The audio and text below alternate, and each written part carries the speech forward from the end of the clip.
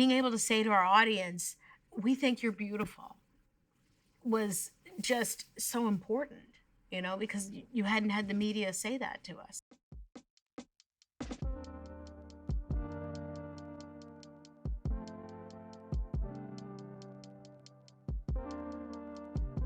My name is Christy Haubegger, and I am a co-founder of Poderistas. I remember when I was a teenager, I used to read like all of the teen magazines. There weren't women with brown hair on the cover then. It was very, very white, very, very blonde. And I always felt kind of left out.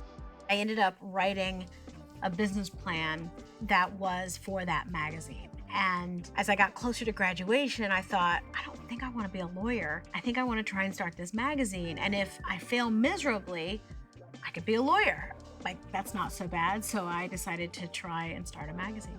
One of the most remarkable things was we had this young woman on the first cover, this woman, Jennifer Lopez, who had been in, she hadn't been in Selena or anything yet.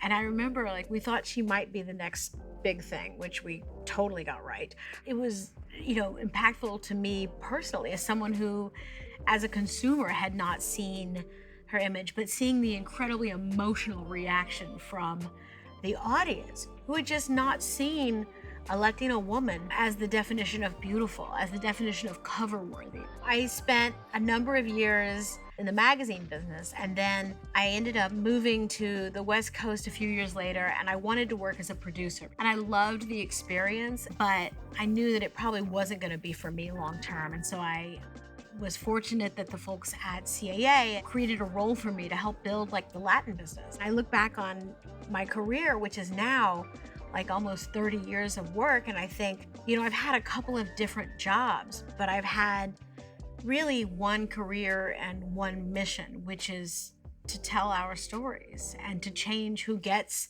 to tell stories.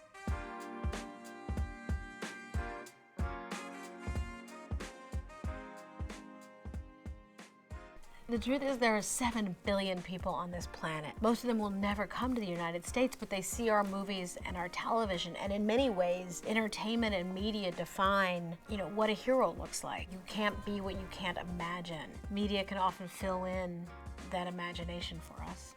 The easiest part of my job is staying motivated, because I know how much power we could have, and I know the impact we could have. When I think about the hardest things I've had to deal with, a lot of them actually have to do with the same misperceptions that people have about us that I worked to fight in the first place. I remember one time meeting with a big makeup company, right? I remember someone asking me, do you think your readers can afford our product?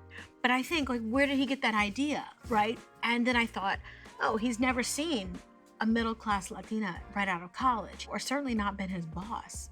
In some ways, the hardest thing for me is actually the thing I'm working on, which is the media perception of who we are and what we are capable of. One of the most important pieces of advice is know and believe that you are worthy and that you are capable and that you're gonna shine once you get in the door, because again, you didn't get here because someone handed you an opportunity. You got here because you earned it.